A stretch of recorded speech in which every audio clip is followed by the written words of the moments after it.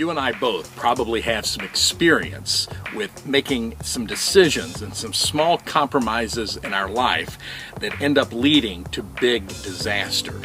Let's talk about that, and let's talk about a solution as we go over the hump.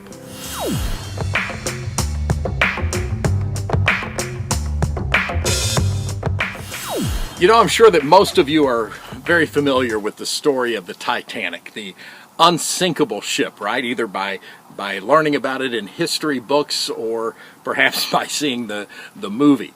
The story goes that the Titanic struck an iceberg that caused a large hole to be opened up in the ship, and it flooded and it sank.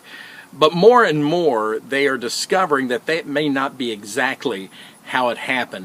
As divers have gone down and they've been able to examine well beneath the water the actual hull of the ship, one of the things that they discovered more recently is that they found these six small, very tiny open gashes. And what they believe is that it was actually those six small gashes that caused the ship to sink. And what caused the gashes? Well, one of the things that they've learned is that there were some rivets on that area, and that the rivets that they took out, just very small rivets, were of a very, very low quality steel. It seems like somebody decided in the building of the ship to save a little bit of money by buying an inferior rivet. And they believe that those rivets, that when the ship did strike the hull, that it didn't open a gash in the ship, but that those rivets started to give way, opening up these six small slashes, sinking the Titanic. That's the way it is with our life.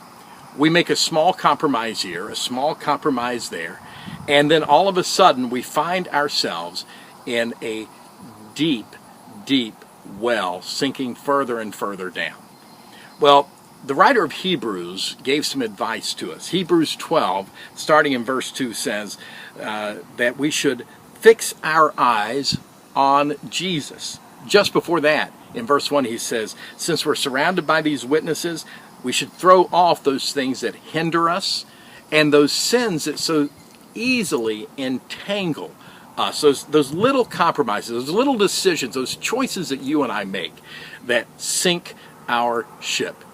He says, let us fix our eyes on Jesus, the author, the finisher of our faith, who gave his life for you and for me. So the next time you decide you want to cut a corner in your life, think of the Titanic. Think of the sinking that went on as a result of just one inferior product. May you be blessed as you think of these things and as you live your life out by faith. God bless and have a great hump day.